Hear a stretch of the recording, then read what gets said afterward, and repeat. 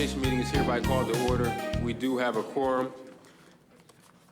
Commissioner Powell's on our way up, as is the superintendent, so we'll start with the act of reverence and pledge allegiance to the flag. Will everyone please stand for the pledge?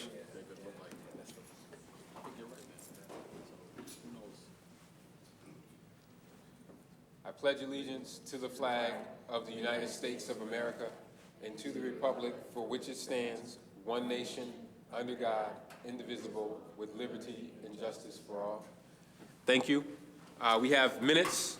First off, let me thank my colleagues for adjusting your schedules to come to a Monday meeting. It's not often that we meet on Mondays, but lately we've been doing that. So tomorrow's not Friday. I hate to break it to you, but I want to thank everyone for adjusting their schedules to meet on Monday.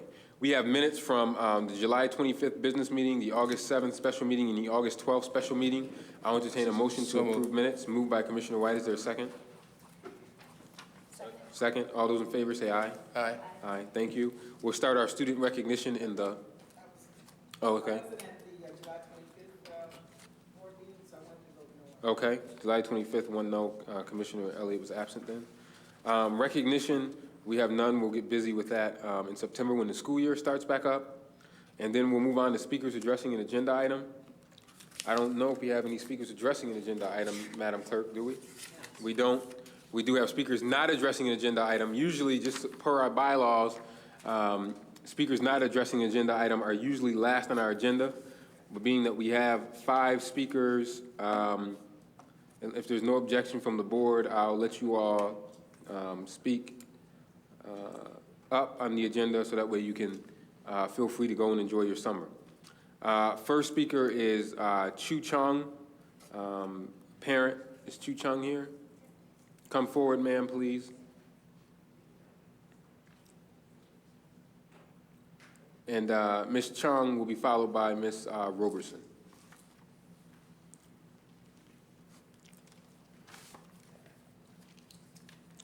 And you have 3 minutes.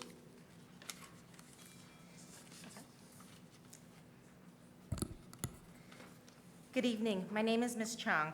I am a Rochester City School District parent. I come before you tonight to discuss concerns about our children's music programs. My eldest daughter is in chorus and band. She began in the 2nd grade. She's shown a love for music throughout her entire life. She's done all her years in school doing both band and chorus. Next year, she will be going to college, majoring in music education. She will be a double major in music. She volunteers at her old elementary school where she stays in contact with both her band and music teacher.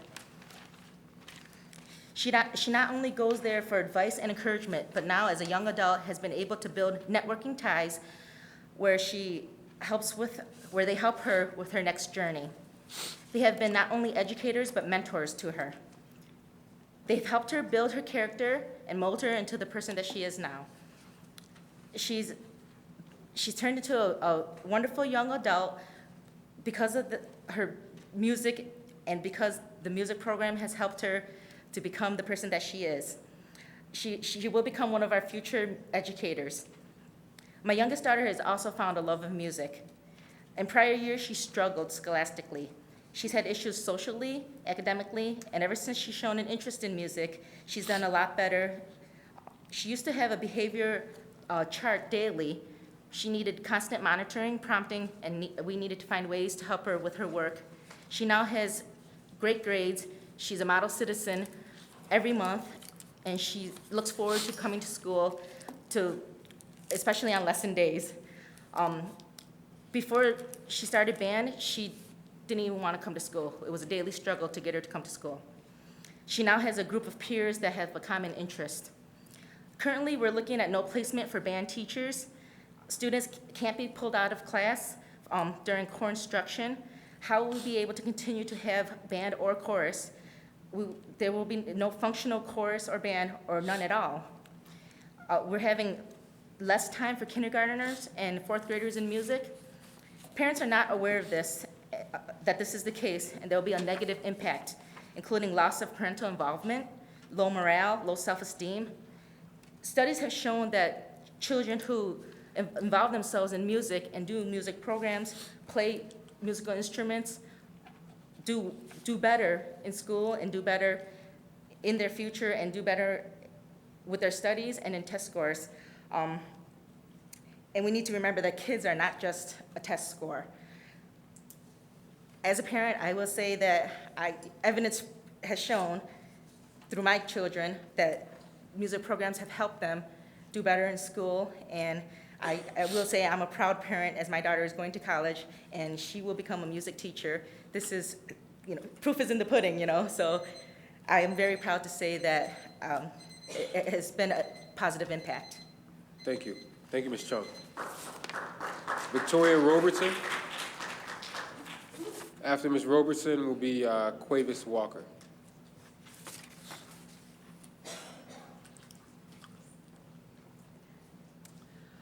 Hello, everyone. My name is Victoria Robertson. For those who don't know me, I'm a parent of a School 12 incoming 4th grader and now a Wilson Foundation incoming 7th grader. So, and I'm here to speak also about the music program and particularly about the music ensembles. The choirs, Orff Ensemble, Bell Choir, Recorder Choir, whatever little groups are happening within each school.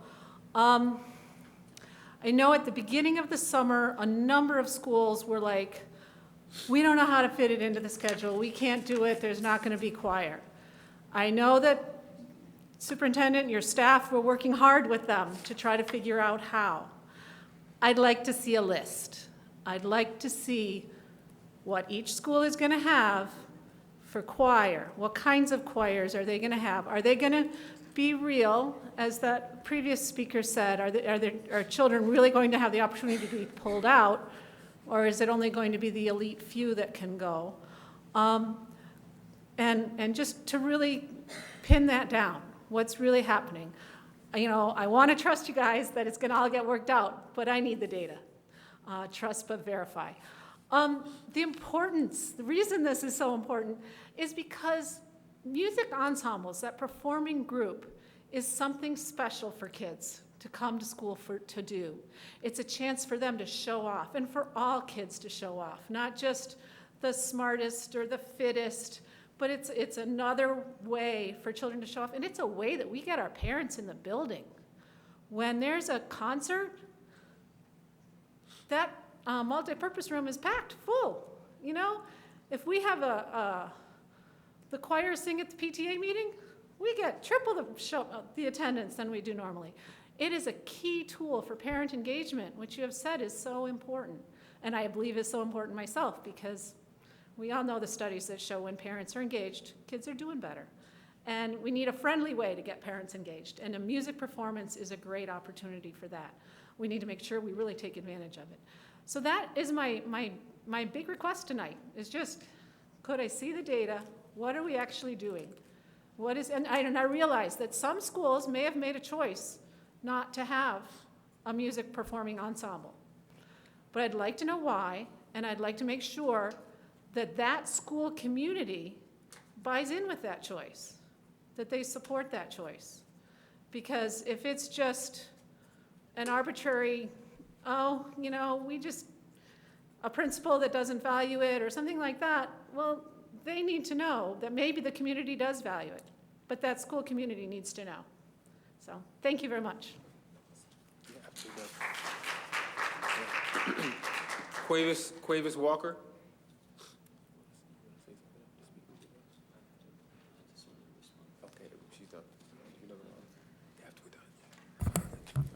Hello, everybody. My name is Quavis Walker.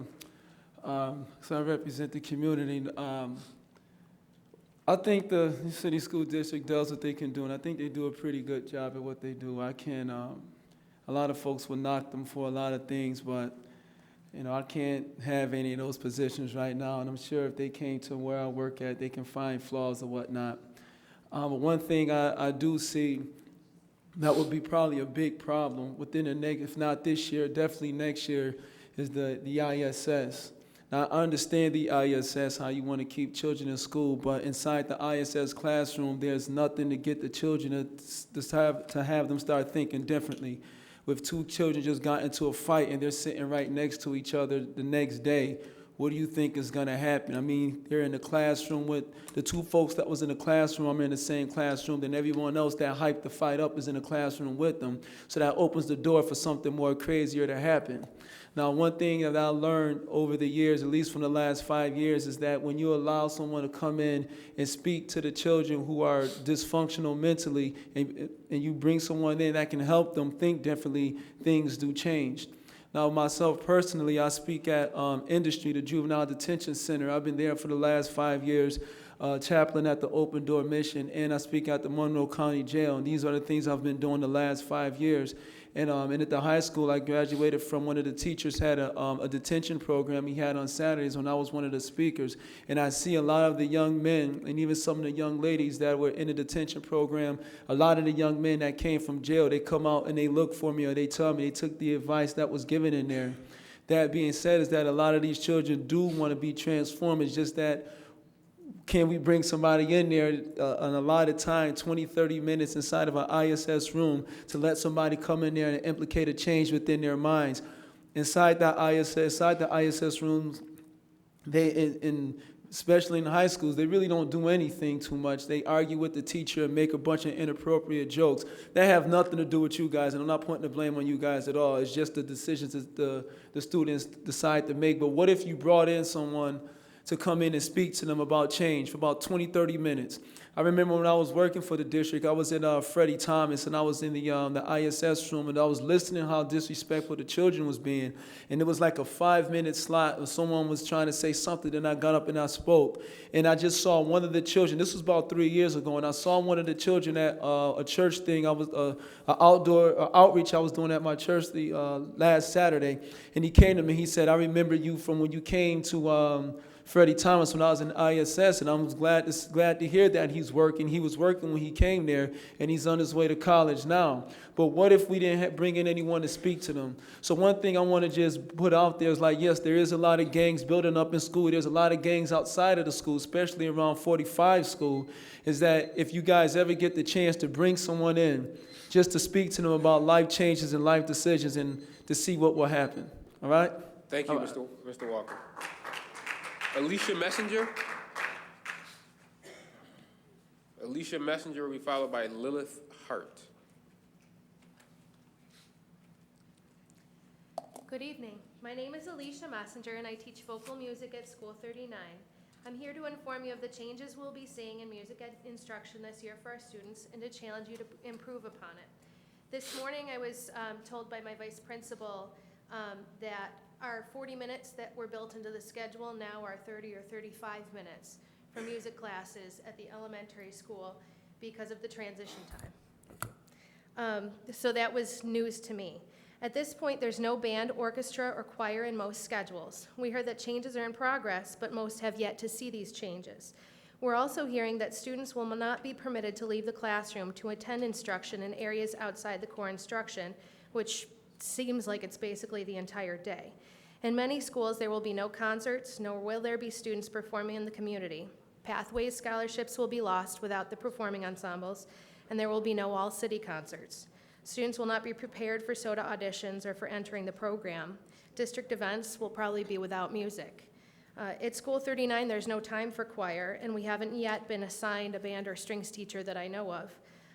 How can teachers plan to teach if they don't know their assignment or schedule? The itinerants don't know where they're going to be yet. How can students participate in the program if they're not allowed out of their classroom?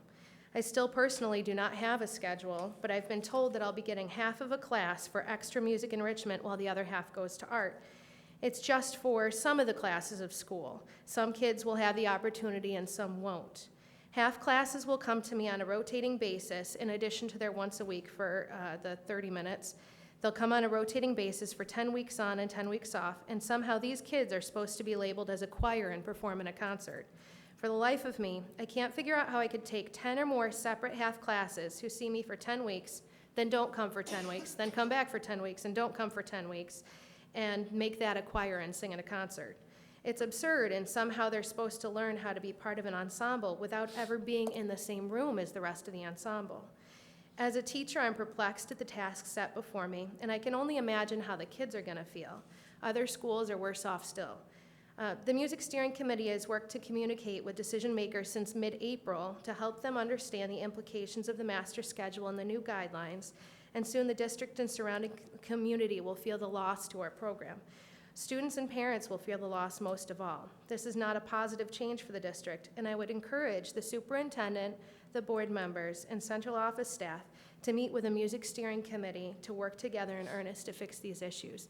I'm sure we can improve upon what's already in place. We just need to get together and work it out. Thank you very much for your time. Thank you, Ms. Messenger. Lilith Hart.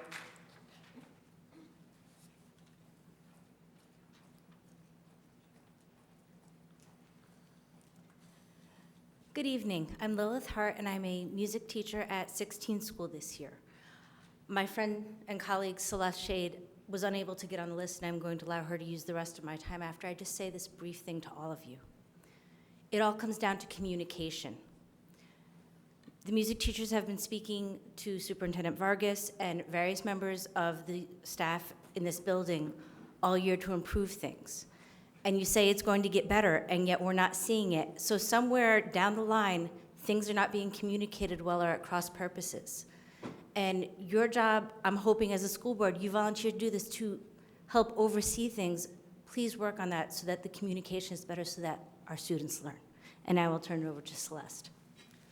Hello, my name is Celeste Shea. This will be my 29th year in the Rochester City School District teaching vocal music at School 43. I came here tonight because I know there are music teachers who do know their schedule, even though I do not, because my principal informed me that changes are continually to be made. But I do find some of the facts disturbing, and this will be the first year, if it turns out to be that way, that the children will not have opportunity to be in those performing groups, unless it is during a free time, which I find highly improbable, since the way the Common Core is set up in our schools, there is no free time or ensemble time allowed in the student's day. Every moment of the day has been determined to be a Common Core subject, specials, or lunch. I find it highly improbable that students will have to miss part of Common Core for their primary project, or their ESOL class, or their speech time, or their social worker time, band lessons, or even going to the nurse. Sometime they will have to miss out on their Common Core. But it doesn't have to be that way, because in music we do teach Common Core throughout many of our subjects and our lessons.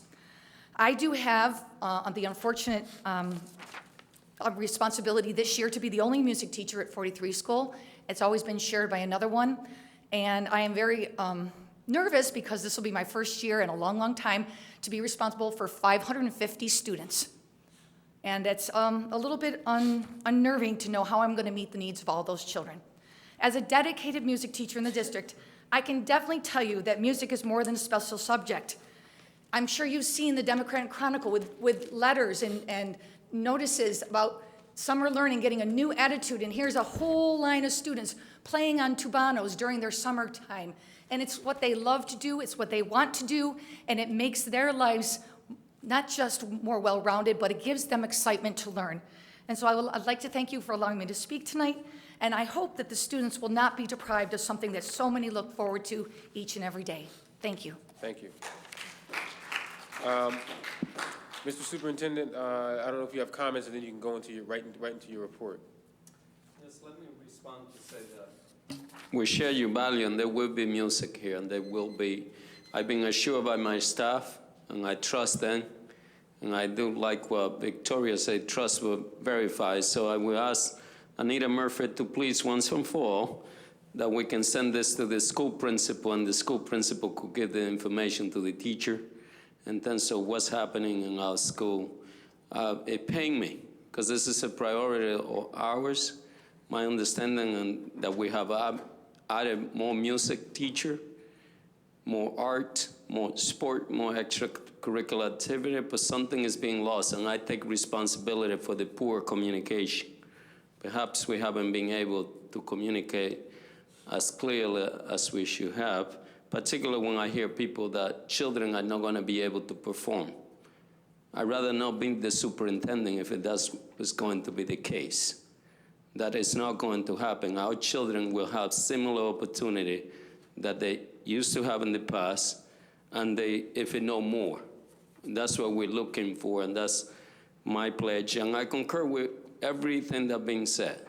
The reason we love music, because it's part of a good, well-rounded education for our children. So having said that, we hope that by next Monday, I think it's our next board meeting? Yeah, next Monday. You will have received it, and if you don't come back, please, maybe I will pay you transportation here if you haven't received more clarity. So we apologize for that. It doesn't mean that perhaps we have communicated with you, but we haven't done our job in terms that obviously it's not uniformly understood what the status of the music program is for next year. So thank you, President Evans, for allowing me to say those few words.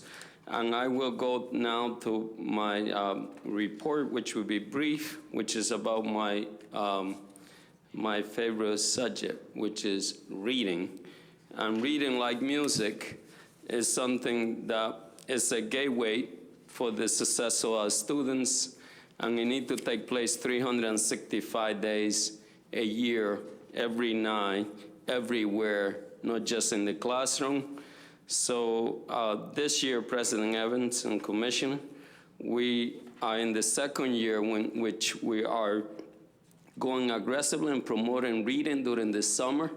As I said earlier, reading is not just something that takes place during the school hour. On this community, we've been asking for help that children need to read all time, and we as adults need to support them in that endeavor. When a child reads, they succeed, and that's been proven. The summer reading loss is something, actually there was an article in the paper today that I speak about that. If you get an opportunity, actually it was an opinion piece about the amount of learning loss that the student experienced during this summer. So we're trying to mitigate that by having a rather aggressive reading promotion program. We are promoting reading activity. I've been asking each adult, to help our children read minimum. This is the minimum 30 minutes per day. I know President Evans, because I know you when you were a kid, you used to read about, what, 6 hours? Not that many, but Not that many, but I used to see you in the library, and we're trying to encourage that. Yes, our children are poor, but that doesn't mean that they don't have books in our library or available to them, and also our school. One of the things that we are doing through the asking, we send our families a required reading list. Our teachers and staff here in central office and in our school have made a very strong suggested reading list, and which is age appropriate for our students K through 12. Every student was given an opportunity to take a book home, and we also are encouraging family, of course, to use our public library. We also have, I'm working with a public library assistant also that they are aware of our reading list and making suggestions. And also we are working with the City Recreational Center. Actually, I was told that one of the tragedies in urban community is that we don't use our sport facility where most of our children sometimes spend the time during the summer to encourage reading and academic support. And I'm very pleased to announce to you, actually, I do believe that we are, if we continue on this trajectory, this city could become a national example of what can be done with reading, from our recreational center to our social services organization to our faith community. Everybody can play a role on this. And I want to thank publicly Bill Ambrio, who is our chief of finance, but yes, he came with the idea while he was in the city to hire young people to become literacy workers. And they are, I think we had 10 of them, and we hope that next year we can hire more youngsters to do that. Right now, all city recreation are hosting reading program. Avenue D has the best one. They have volunteers that come there every day. We are also going to be giving textbooks to our recreational center so that if a kid needs to do homework, there's no excuse that they don't have the book. I've been in communication with our recreational partner to make sure that we have access to knowledge everywhere, not just in this school or in the classroom. The Rockery program, which is in our second year, with the help of Wegmans and the Red Wings, I'm inviting everyone in the district and our family on the 22nd, President Evans, I hope you're there with your kid and everybody. We are going to be giving books. Last year was my best experience. Our children, everybody was looking at them. They were the role model for the county children, for the children in this county. How were they a good role model? They were walking around watching baseball with a book in their hand, and between innings, sometimes they were looking at their book. That could happen if we have high expectation for our kid. And the high expectation need to happen everywhere, not just in the classroom. It need to happen with our community partners, have to have high expectation for learning, also our family, and also everyone who working here. WDKX, for example, help us, and also will be from 4 to 6 is going to be the Red Wing, and we hope that we have that reach out to hundreds, if not thousands, of families and children to come to the Red Wing on the 22nd. I don't know if you were looking at the sky on Sunday, but we even had an airplane going around the neighborhood promoting reading. However, I must say that the community is coming too slow on this, even though we have a strong partner like Wegmans. This is something that is simple. Every child could have a library card.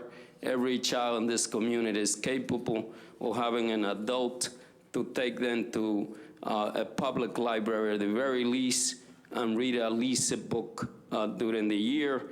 But everybody gonna have to step to the plate. My hope is that this will become part of the culture of the district, the community, and everywhere in terms of having high expectation for independent reading in the part of kid. So we have hopefully 10,000 students will be reading in different summer programs. We are even giving ice cream to children when we catch them reading throughout the community. The writers and books, Barnes and Noble, and as I said, reading need to be promoted by everyone. It's everyone's job. It's not just the classroom teacher or the school board or my job. It's everyone's job. Our school, our families, our business, our city, yes, even including your bank.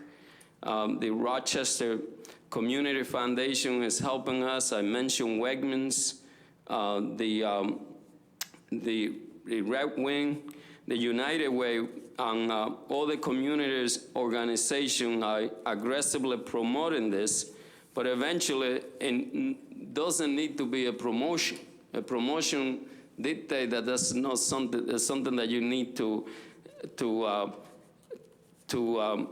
promote. Is something that haven't taken root yet, meaning that it needs to be part of the culture, just like we don't have to promote children to get out of bed in the morning. Reading should be as normal as getting out of bed in the morning for our children, and it could happen in Rochester. Let me just conclude by saying that you saw a result for the Rochester City School District.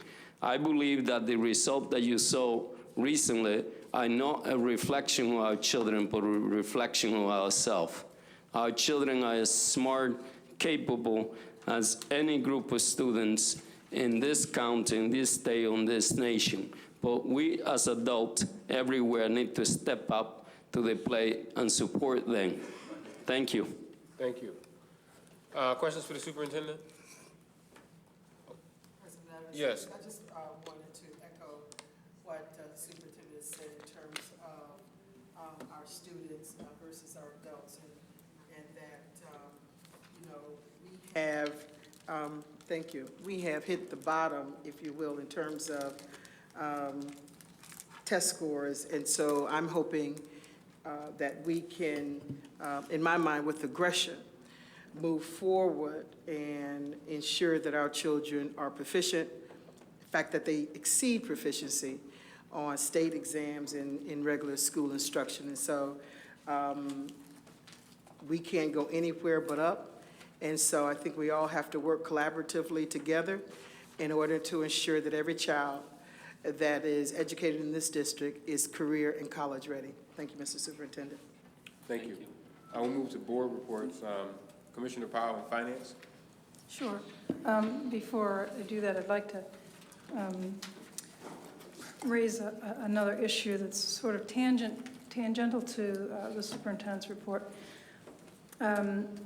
triggered especially by our partnership with Wegmans. If you remember, a couple of years ago, we tried an experiment of starting the school year before Labor Day on a Thursday or a Friday, and got raked over the coals for what it didn't seem to me such a bad decision. In part because Mariana Toller had the experience of going through a Wegmans checkout line and found some of our students employed as cashiers who were at work instead of at school. And I brought this to Paul Speranza's attention after the fact and said, you know, it seems to me that given that we have Hillside Work Scholarship Program and other deeply embedded programs to support our students, that our store managers should be first and foremost making sure that they're not scheduling our high school students on a school day.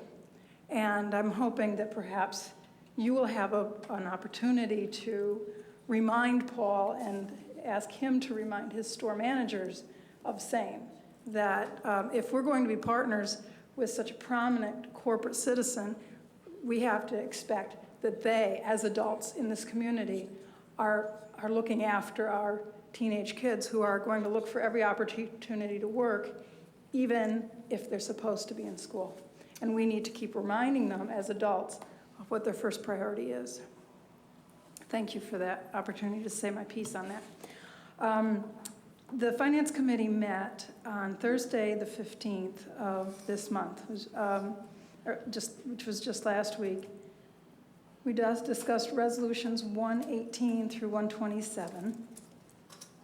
The first four of those, 118 through 121, were budget amendments tied directly to, in large measure, federal rollover grants that needed to be accounted for from the end of the previous year. We also discussed the impact of a Wallace Foundation grant, which was very large, over $1 million, and which helped to fund an elementary school summer program at School of the Arts for students, not School of the Arts students, but elementary students from other schools, to help mitigate summer learning loss. And the Wallace Foundation is seeking to track these kids for a longitudinal study on the impact of ongoing summer instruction in reducing summer learning loss and hopefully helping them get up to speed and stay up to speed throughout the rest of the school year. We also discussed some more mundane resolutions. 122 was the first student transportation resolution. 123 through 125 were basic procurement. 126 and 27 were final payments. We then held another meeting today because there were two resolutions that came late to our packet. One for the RTS contract, which is $10 million and more. However, this particular contract is less than we budgeted for and $800,000 less than last year. And it reflects some hard-fought concessions in the negotiations from RTS. Also, that would be Resolution 137. We also voted to advance Resolution 138, which is renewal of the Aramark contract, food service contract for this upcoming school year. There are increases in each of the meal costs, but they appear to be somewhat right at the level of the consumer price index or CPI increases, or perhaps a little bit below. The Finance Committee approved all of these resolutions. And our next scheduled Finance Committee meeting is Thursday, September 19th at 5:30 p.m. There are no financial reports. We have an unaudited year-end report, but as is the practice every year, those unaudited reports, we prefer to wait until we have the year-end audit, the CAFR audit, to present to you, or through the audit committee. So that concludes my report. Thank you. Commissioner Elliott, Community and Intergovernmental Relations. Mr. President, the Community and Intergovernmental Relations Committee met on August 13th, and just want to, I don't think he's here, but want to thank Willie Robinson. I called him probably in the 9th hour to come and present to the Community and Intergovernmental Relations Committee, just to give us a report on how the parent conference went that was held on August 10th. And because I was not able to get there, unfortunately, and so he gave us a presentation on the parent conference, which included areas such as ELL, Common Core, and special education. And we talked about, how do we get this information out to the parents? They had about 200 parents there, but we probably have about 20,000. And so how do we communicate and inform 20,000 parents about Common Core? So we had somewhat of that conversation, and I said to him, and this is where, Chip Partner, you come in, where I'd like to be able to have some conversation around that. How do we inform not only 200 parents or 500 parents, but how do we inform 20,000 parents such that, if we walk on the street, these parents are able to communicate to us in their language what Common Core really is. And so I'd like to be able to, in the future, to have that conversation with your office as well. And the committee approved to advance the draft of the 2013 legislative agenda to the board to be considered at the September 26th board meeting.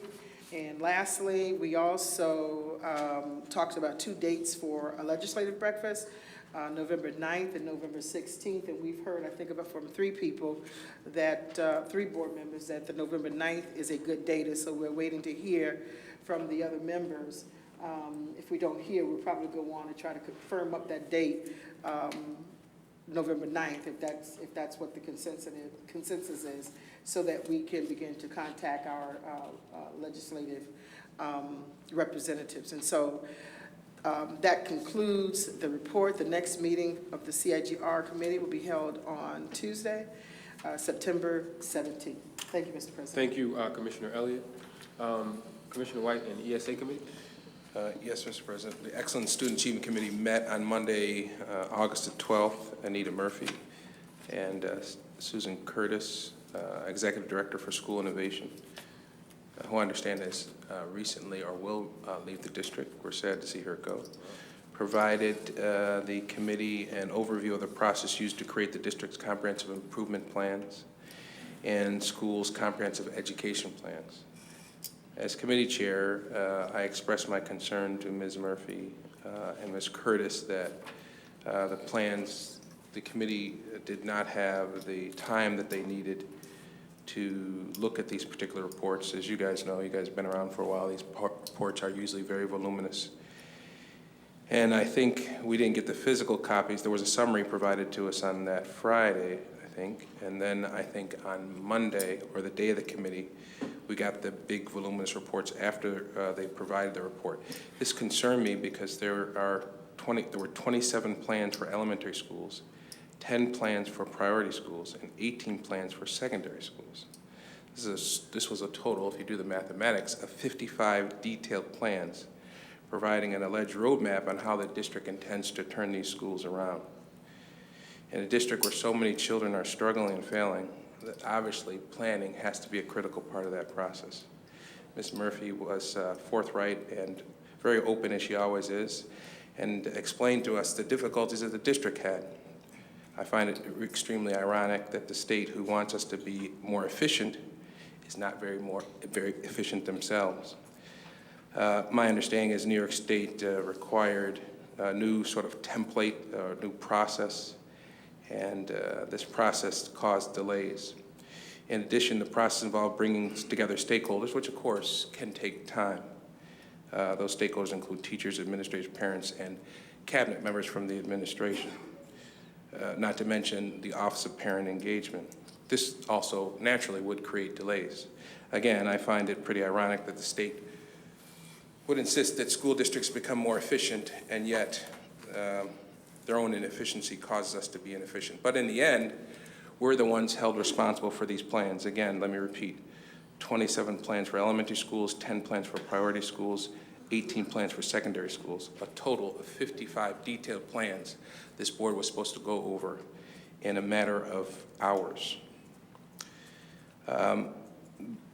Having said that, Mr. President, my colleagues, these reports, these recommendations were given to board members, I understand, on August the 12th. They are also available on board docs. We discussed with Ms. Murphy what the implications would be if the board did not pass these plans today. As is always the case, there's this chain of events that happens when the board doesn't act, and every one of my colleagues sitting up here has heard this refrain before: if we don't do it now, a chain of events will happen that will be destructive towards financing and supporting of other district activities. So we're in a bit of a dilemma. Personally, let me just say the committee did not vote to recommend these just because it wouldn't have been credible for us to do so. Again, we didn't even look at the physical reports until after they finished their presentation. The superintendent and I do dialogue quite a bit about the board and its role vis-a-vis the superintendent. I do believe at a certain point you have to trust the administration and their staff to do the job that the state and that we have asked them to do.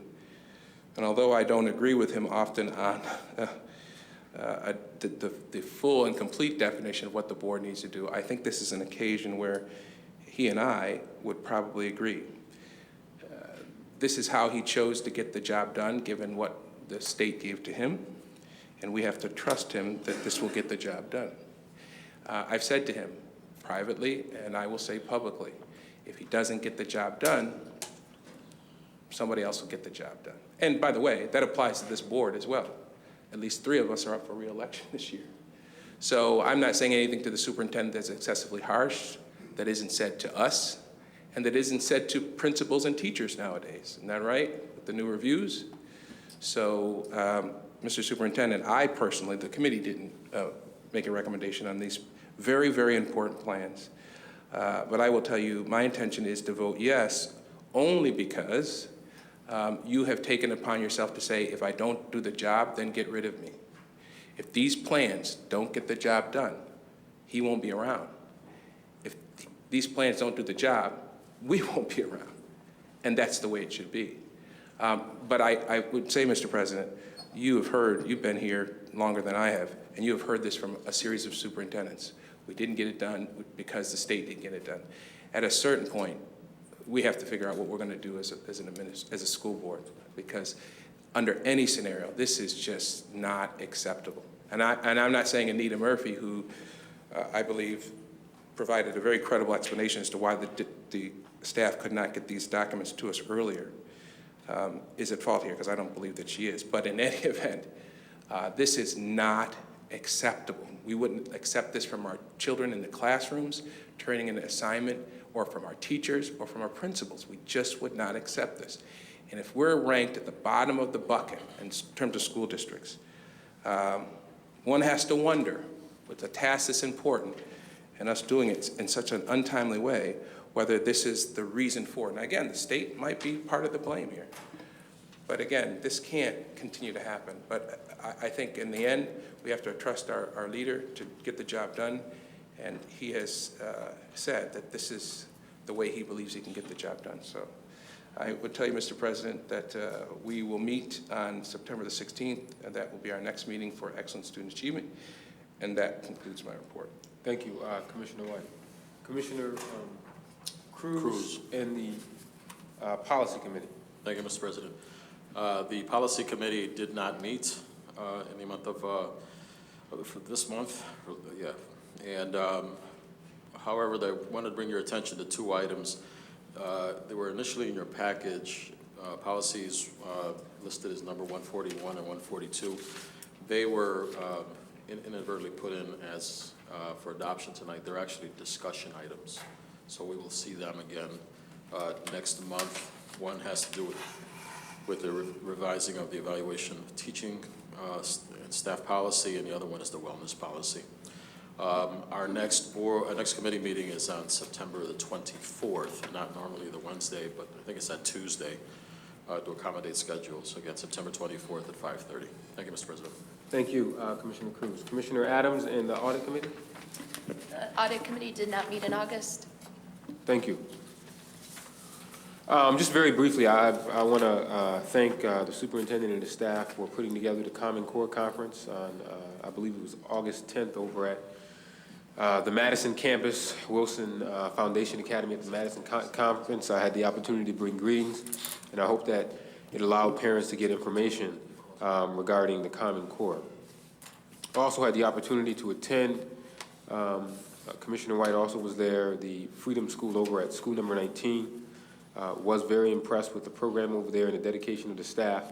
And we spent a lot of time discussing how what they were doing will and is aligning with state standards. Also had the opportunity to attend the Freedom School on Webster Avenue. That is always an invigorating experience. Also had the opportunity to attend a career program over at Baden Street, which was very well put together by young people in various careers that they were interested in going into. And their research was top-notch, from what courses they needed to take in order to be prepared to the career, to what schools were offered, the careers and majors in which they would want to go into, down to how much folks got paid that did those careers. And I believe that it is that type of thinking that more of our young people need if we're going to get them to succeed, to see beyond being just football players or singers. These young people wanted to be things that are the careers of the future, and that was good to see. I had the opportunity also yesterday to attend the 124th annual transfer of the flag ceremony, a tradition in Rochester that has been going on for 124 years. Commissioner White has been around for almost 123 of them. Just kidding. But no, it was great to see our young people standard bearers who not only have citizenship skills but also the academic skills from their schools. The program was very well run. The superintendent, Commissioner Cruz, and Commissioner Adams and I were very impressed with the young people that will be honored that day. Also, I want to remind folks of the Rock Read event that's scheduled for this Thursday. It's the reason why we moved this meeting to Monday, to give people the opportunity to attend with Dr. Vargas to hand out books to families at the 5:30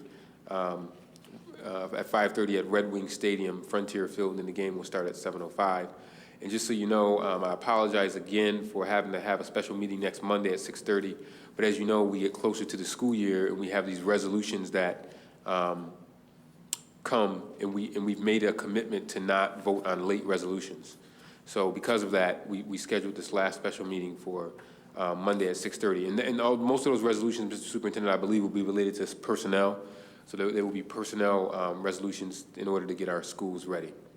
With that, we will move to the acceptance of resolutions. A point of personal privilege, Mr. Yes, President? yes, Commissioner Elliott, point of personal privilege. Thank you. I was remiss in not thanking you for coming to Baden Street. So on behalf of the Board of Directors of Baden Street Settlement and Executive Director Ron Thomas, we really do thank you for spending time with us, and to see the kind of work that our team is able to do with probably very little money, but that we're able to do it. You know how in our community, they say we make a way out of no way, and so that's what we've been able to do over at Baden Street. And so I just want to thank you for coming and witnessing the kind of work that my team does at Baden Street Settlement. So thank you so very much. No, thank you. And the students were, as I said, were extremely, extremely impressive. So we have resolutions 91 through 112. 91 and 92 are tenure resolutions, and I believe we will discuss those in executive session, right, Madam Clerk? So we'll vote on 90. We will not vote on 91 through 92. We'll do that in executive session. But we will do 93 through 112, which are human capital initiative resolutions, and I'll entertain a motion for 93 through 112. It's been moved. Is there a second? Second. Been moved by Commissioner Powell, seconded by Commissioner Cruz. Discussion or questions around 93 through 112 that are not related to specific individuals but general in nature? Actually, regarding resolution number 95, could we add that to executive session just to understand who? Just a very brief question. Yep. Thank you. So 91, 92, and 95 we'll discuss in executive session. Yeah, President Evans, I wanted to have that resolution. It's one of the ones I'd like to have separated out because I don't want to vote on all three of those. You were talking about 95? Okay, Yeah, so we can, 95. so when we get to executive session, if you want to make an amendment to separate 95, that would be appropriate. Anything else on 91, on 93 through 112 with the exception of 95? Okay, that's a friendly amendment to Commissioner, that's right, because Commissioner Powell didn't make the motion. So I'm pulling something out, that is friendly, thank you. Anything else through those resolutions? Hearing none, 93 through 112 with the exception of 95. All those in favor, please say aye. Aye. Any opposed? The ayes have it, thank you. 113 through 117 are additional pay resolutions.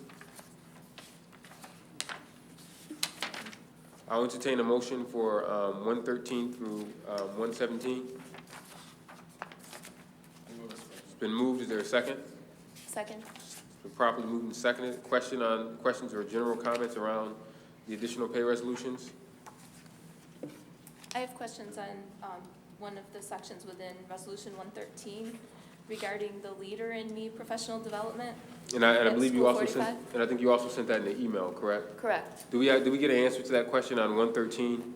I believe the question was, is it still going on? Is It going was to a be series of school? questions. One was, to what extent are we connected with the Leader in Me program going into the future? The concern comes from the fact that in order to close the budget gap, we eliminated any district support for positive behavioral supports district-wide, the student support coordinator positions pretty much district-wide, the elimination of alternative to suspension rooms throughout our district. So there was a mass elimination of a lot of positive behavioral supports or social and emotional support. So it was a surprise to see. And in the context of interrogating that issue of closing the budget with elimination of those programs, we had asked for data on effectiveness across different types of programs and also a listing of the programs that exist within the district, especially across elementary schools. And so the Leader in Me program, I know existed at School 30, which was closed, but the Leader in Me did not come up as an effective program that we would be continuing or supporting.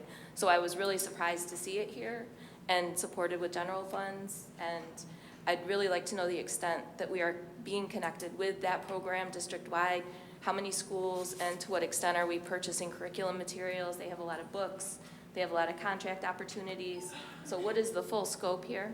And what is the rationale? What indices are there of effectiveness of this program over the others that were recently eliminated?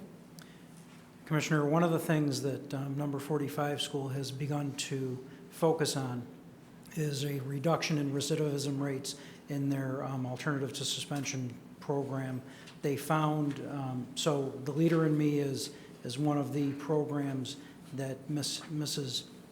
Harrington, the acting principal, has recommended based on some of the research that she and her representative members of the school-based planning team have conducted.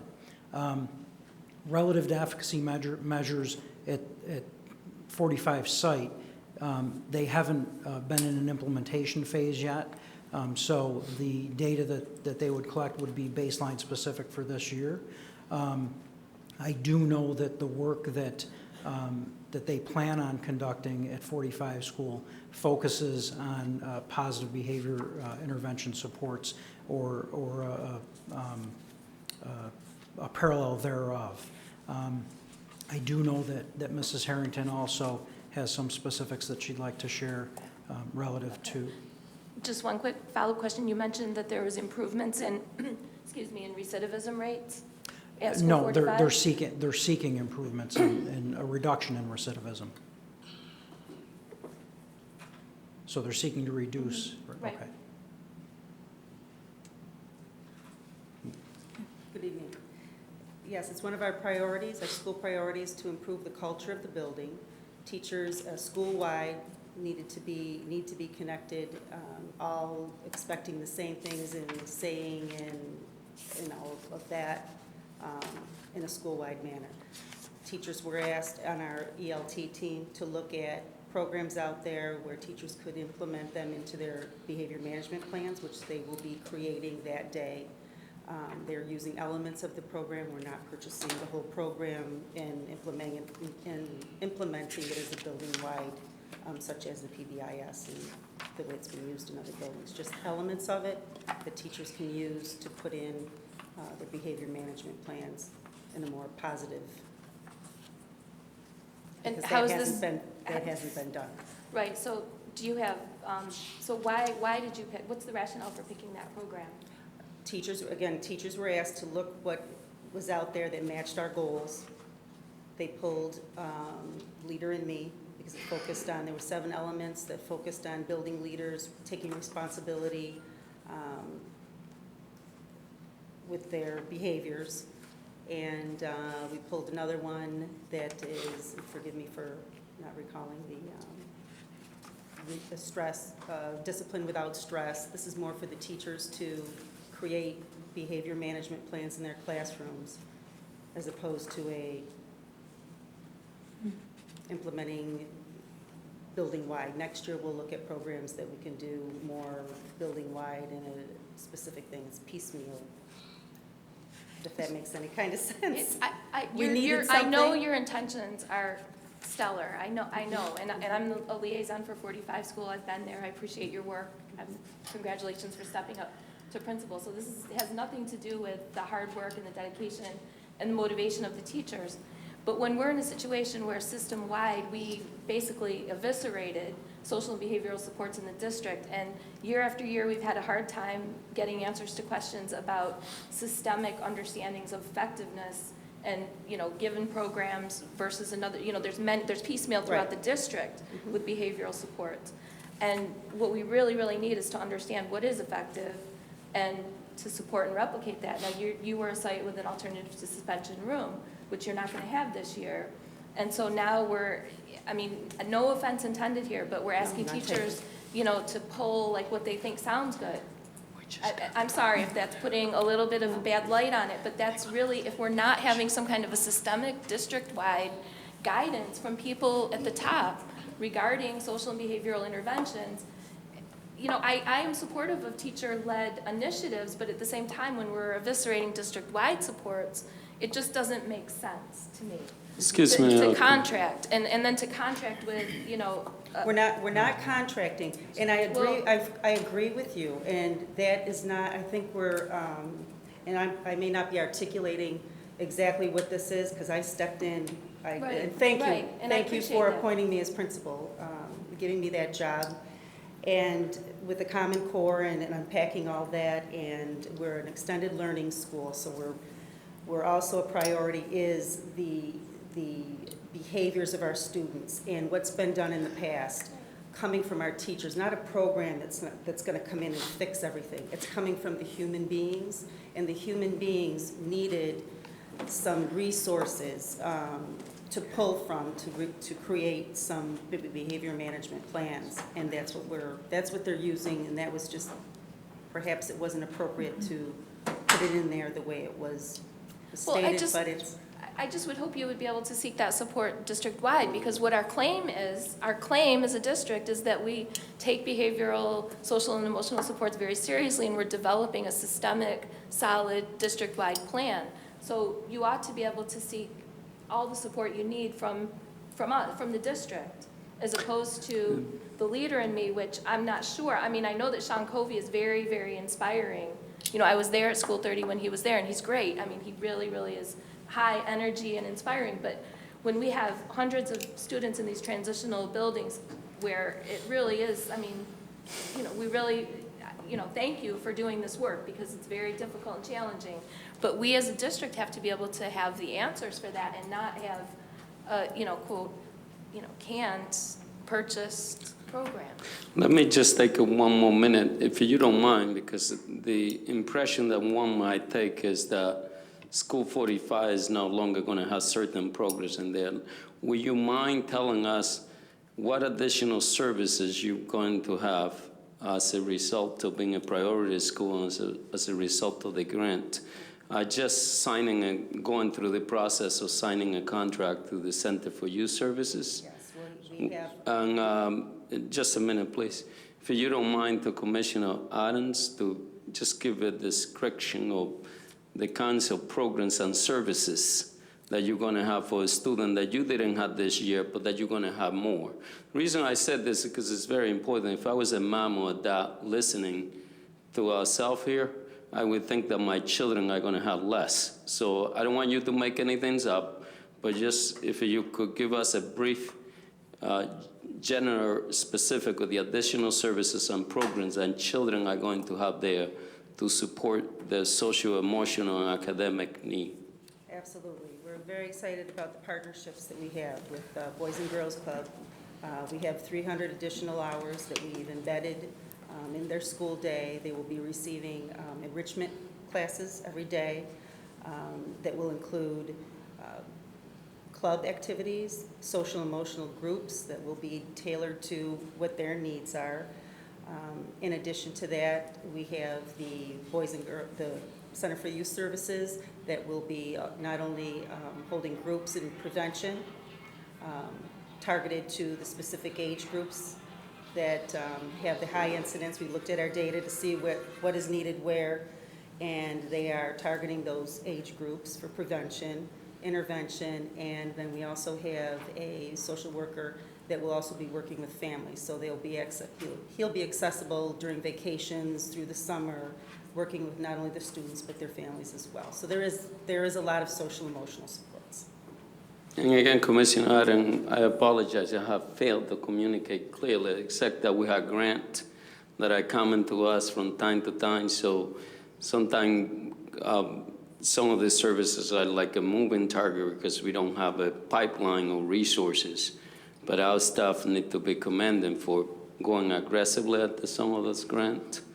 And School 45 is one in which it is my hope, my desire, that the children in there will have all the support that they need. But we also are defining intervention differently here. We can't just do therapy with kids, send them home without arts, music, sport, or extracurricular activity or club. Pretty much what you see in a middle-class environment. A middle-class environment believe in having social worker and therapists and socio-emotional support, but they also believe in the non-deficit approach, and it is viewed If a kid is playing a sport, it is viewed as something very positive. So we're trying to redefine and not just to do one monolithic approach. And believe me, your building was one that when I visited and I left, I would say, oh my God, at 2 o'clock we're sending our kid home.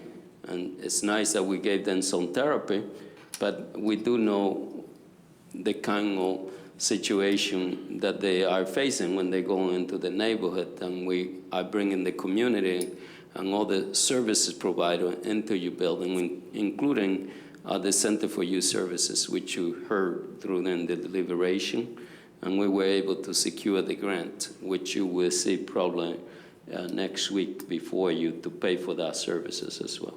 But that still doesn't address the issue of cost effectiveness of a program. If this is a great program, then we should be extending it to all of the teachers if it's proven. And not necessarily. But we're not, I don't think we're in the stage. I mean, my understanding is, I voted for the budget.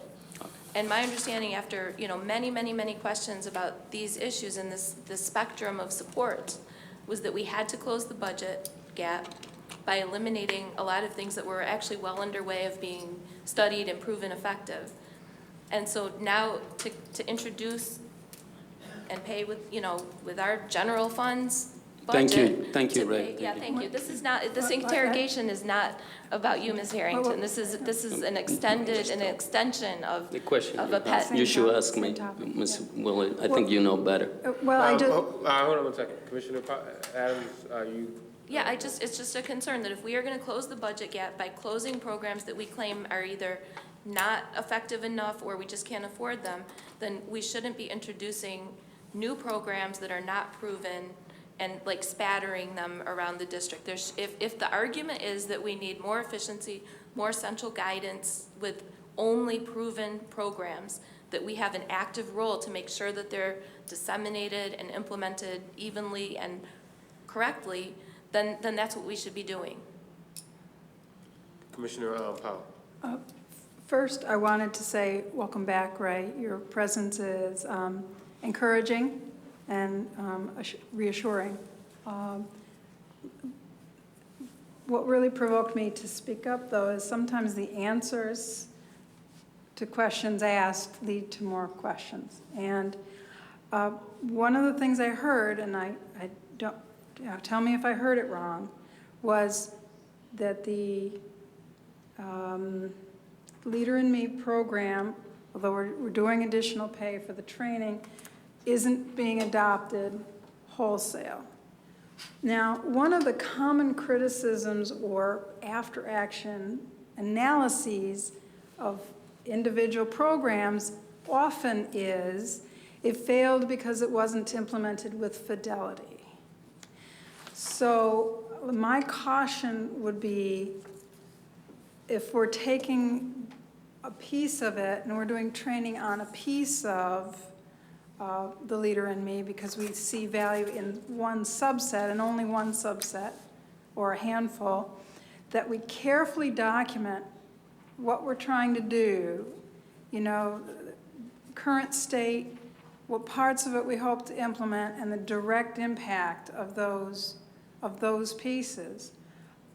If it turns out that we learn something from this and that we can take part of the training and reduce the amount of teacher training time and push it out in the rest of the district, as Mary suggests, in a more cost-effective way and get the same results, essentially by tailoring it to our own district.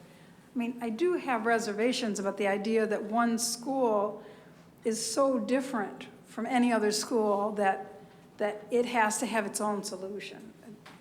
I just don't buy into that. But if we find that there are parts of a program that are more effective than other parts, and we want to concentrate our energy and our financial and our time resources on the parts that we think are going to work the best, I agree with Mary that that's something that the whole district should be experiencing.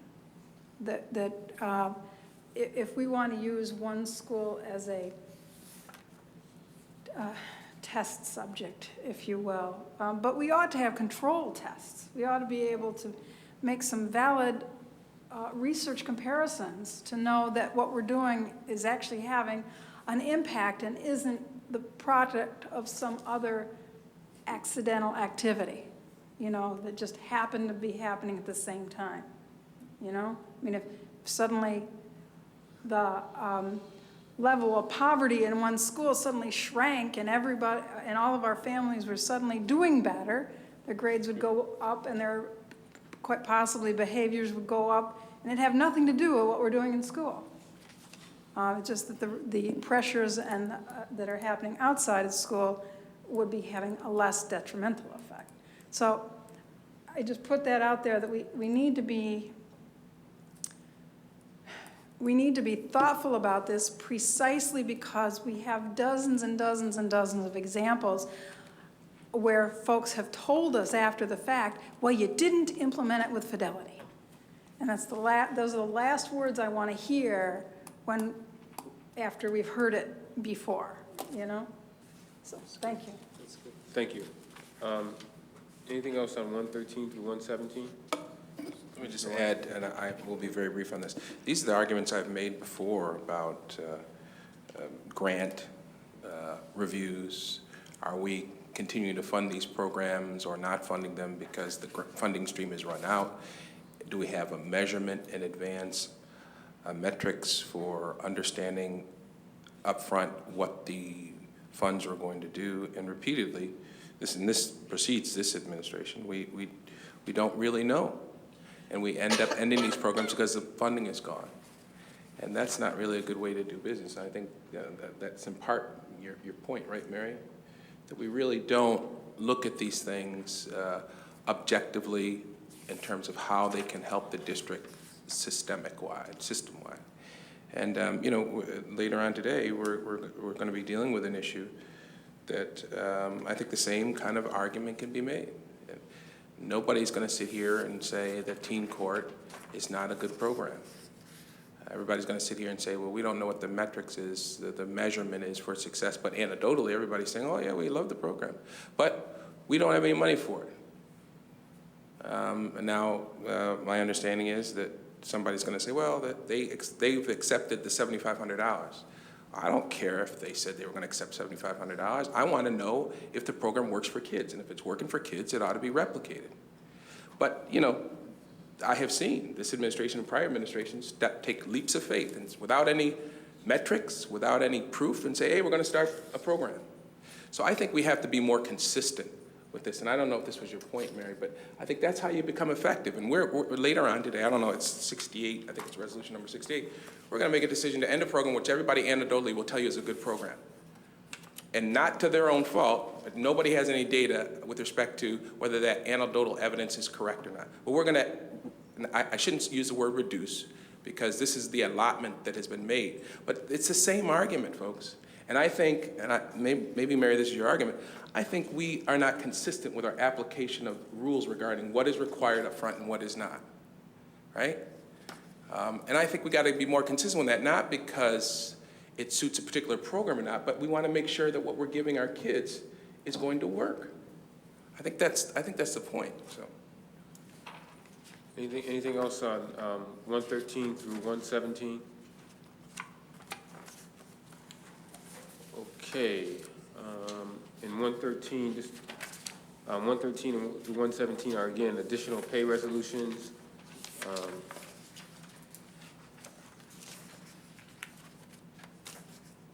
Anything else on that? Okay. Just one last quick thing. I'm inclined to support 113 despite my reservations, but I just want a clear answer. Is there any more expenditures intended for Leader in Me? I'm not sure if that question was answered. For district-wide? District-wide? The answer is no. Okay, thank you. However, let me just say that if a school building make a request, we will be open to it. This is no additional services. You mentioned clearly this was a school number 30. So we had this program with some familiarity, and you heard School 45 saying that they think that that's going to be suitable for the school community. But many school leaders came and pled with us to maintain the student support coordinator role, they pled with much evidence. Commissioner So- Haddon, I just want to end, one of those schools was School 45. The promise that I made during the budget deliberation was that we were going to go at the funding. And I'm saying to you, on Monday, in our next meeting, you will see that program restored because we were successful in securing the grant. The complexity of this district is, as you know, the finance that we're getting from the federal government and the state of New York in terms of grant and foundation is almost equal to that of the city. And when you deal with foundation, it's not the same pipeline that you get from the state ed, where there's a schedule, where there's no a competitive approach to some of these things. So let's celebrate the fact that at School 45, the children next year, despite our concern during the budget process, we have been able to secure the fund to restore the program and add additional services, as you heard the principal say. So the student support coordinator roles are all being restored next week? I didn't say that. I said Oh. School 45, one of the challenges in there was the Center for Youth Services program that you heard in here, and then that they will get that therapeutic approach that they have had for quite some time. Last year, they served 60 students, and you heard a lot of folks in here saying that, you know, they didn't want to lose that service. And all I'm saying is that in that particular situation, I said to the board that we were going to try to restore some of the services through grant, and to School 45, we're getting that service back. That's great. And my only point was that you said that if another school comes and requests, for example, the Leader in Me program, because they think that that would be good for their students, my point was that many school leaders have come and explained the rationale and asked for support in the form of the ongoing student support coordinator position and other related roles. So that was my only point, that we already know that there is a desire for and an evidence base for having continued those other programs. So if there's a request for a new contract with the Leader in Me program, why would we grant that going forward in dire budget circumstances when we've eliminated programs that there is evidence for and that there's a desire for among our school leadership? That was my point. And that's why I said, did you mean that they're restoring those positions? But I'm glad that things sound like they're well supported at 45. Thank you. I'll stop there. Thank you. Anything else on 113 through 117? Okay. All those in favor of 113 through 117, please say aye. Aye. Aye. Aye. And I abstain from 115. I abstain from 114. And there's a no. Okay, no on No. all of them? Okay, thank you. 118 through 121, these are budget. Commissioner Powell, I entertain a motion for those. So moved. Moved, second? Second. Second. Commissioner Powell, I don't know if there's anything you wanted to add above what you said in your Finance Committee report. I would just repeat or underscore that the numbers changes here are reflected in the unaudited reports that were sent out, that this is an attempt to balance the last year's 2012-13's budget based on actual funding sources. Obviously, the items for which they were spent is already done, and much of the figures involve either receiving money from the state from other prior years or rolling over money that we received last year into this year because it was received so late we couldn't spend it. Thank you. It's been moved and seconded. There's been some brief discussion. Anything else on 118 through 121? Hearing none, all in favor, please say aye. Aye. All right, the ayes have it, thank you. 122 is related to the Wheels on the Bus Go Round and Round. Transportation. This is the student's first transportation. There is another transportation There's another one later on. But I'll entertain a motion for 122. Second. Second. You can tell I have a 2-year-old because I'm the only one that knows that song. Oh, no, I know. I don't sing it anymore. Yeah.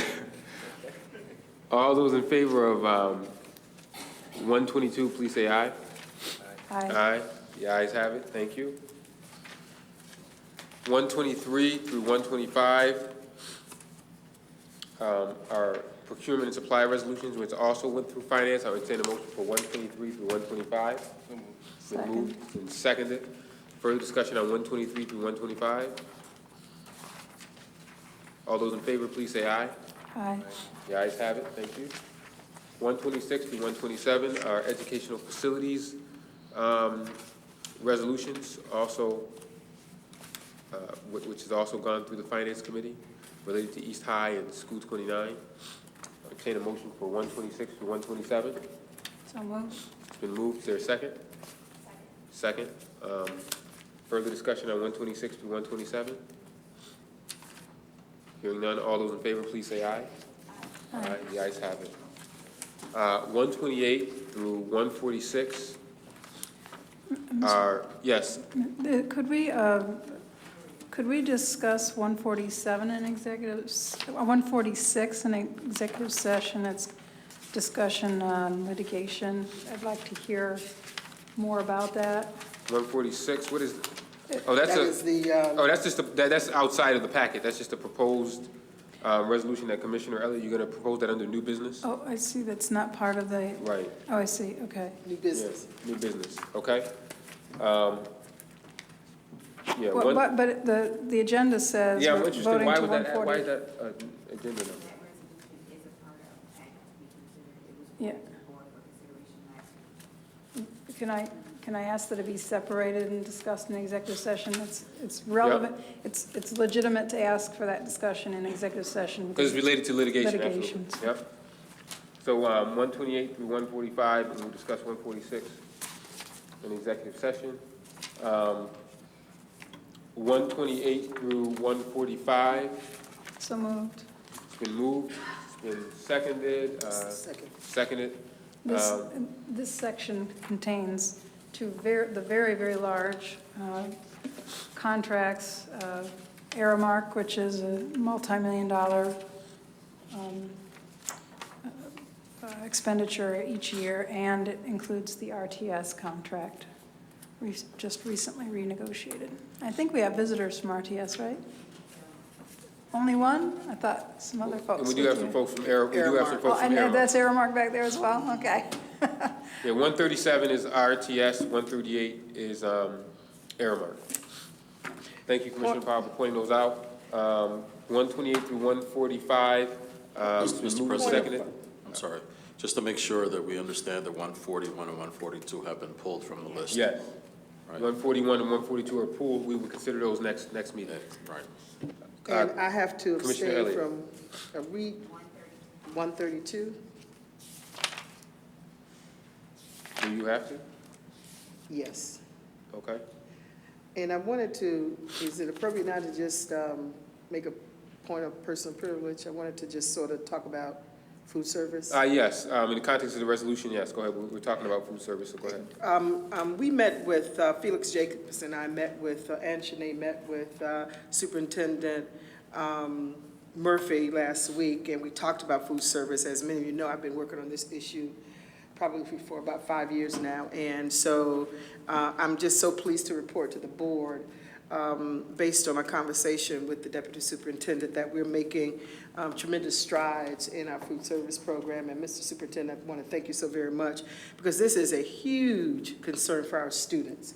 And it seems with the leadership of Deli and Aramark that we're moving on the right track. I'm hearing that some of the Bente employees are really working very well in food service, and some of the initiatives that Deli has implemented in Central Kitchen. So I'm just really excited about the fact that we seem to be on the right track. I've been hearing some positive comments in the community about the food is improving. And so, when it gets on that level in the community, things are really happening. And so I want to thank the Deputy Superintendent. I want to thank Deli and Aramark for really taking this issue, because we know that when our students are fed properly, we also know that there is a positive correlation in academic success. And so I want to thank Deli and his team. So thank you, Mr. Superintendent. Thank you, Mr. President, for allowing me that opportunity to publicly thank Aramark for their work. Thank you. Mr. President, I had just a second. Yep, Commissioner, related to the resolution, Commissioner, Commissioner Vargas, related to the resolution. I just want to say about the earmark, I can't let this moment pass without thanking Bente and Earmark for coming together. Me and the president of Earmark flew here from Chicago, met with the president of the Bente unions, and I think was a model for collaboration. So we're moving toward a more collaborative approach, if you will. And of course, the only thing I would say to this board, we will scrutinize every contract to make sure that it is defensive when it comes to finance. But I see significant improvement as far as us working together to deliver the best services we can for our students. So thank you. And one other point, I'm also told that we've generated $1 million in terms of not cost savings, but the community service option. And so that is absolutely phenomenal. And so thank you all so very, very, very much. Thank you so much. Okay, anything else on 128 through 145? 132. 132? So, yeah, 132 is approving the list of supplemental academic service providers. So this is the second year that we've had this process rather than the old SES process.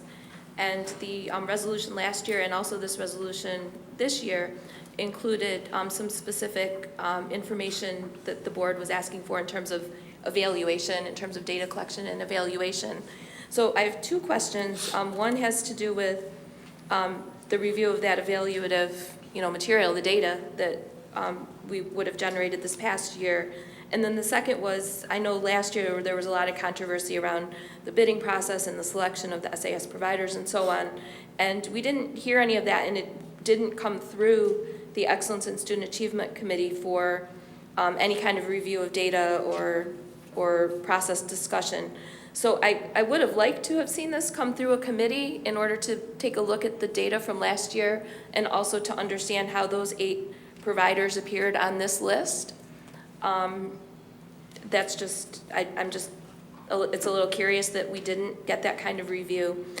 And so there's not really, I'm sure, the ability to review the data here before we vote. So I don't know if there would be a possibility of getting that data between now and Monday. Yes. And possibly tabling this for a vote on Monday, just so the board can see.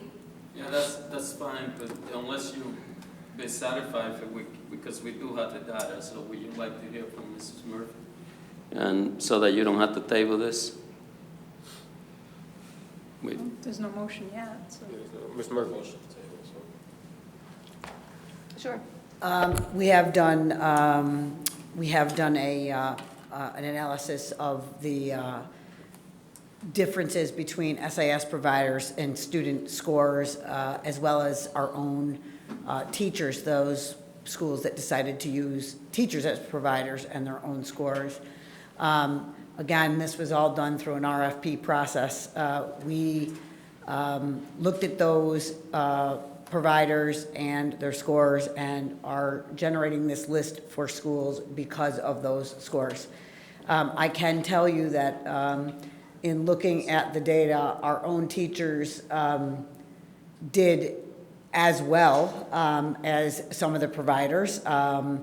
And we had one provider that looks like it stood above the others. However, we're looking at such small numbers for that provider that and I want to stand up here and say somebody did 147% better because statistically it wouldn't be a valid thing to say. So we've actually looked at all the results and had that discussion at a larger level and are, again, continuing to do it this way.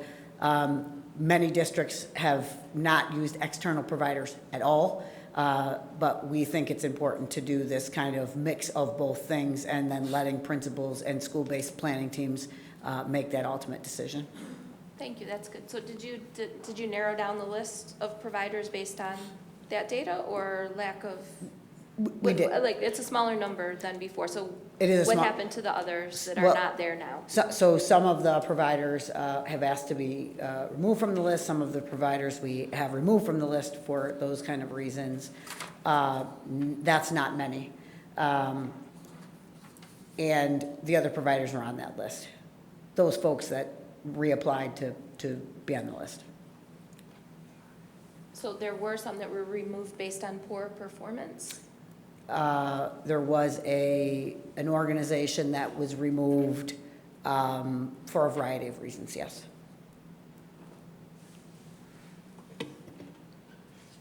Commissioner White? Yeah, I have a follow-up question. And I have to apologize as chair of Excellent Student Achievement Committee. I suppose I should have caught this, and I didn't.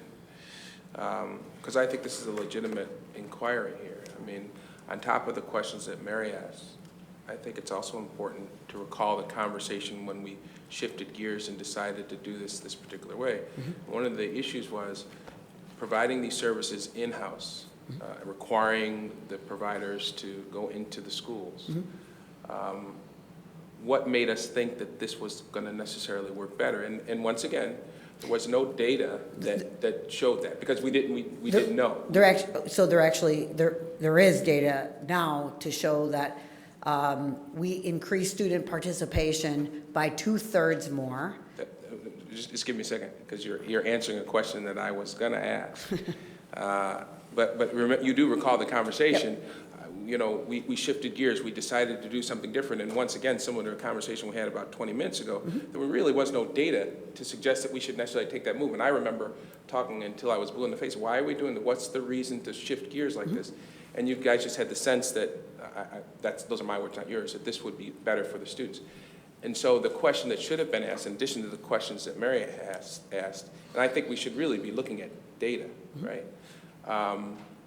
The other question that should be asked, which you seem to have an answer for, is, well, how did these, since we went in-house, so to speak, how does the performance of these students compare to the model that we had before when they were receiving services outside?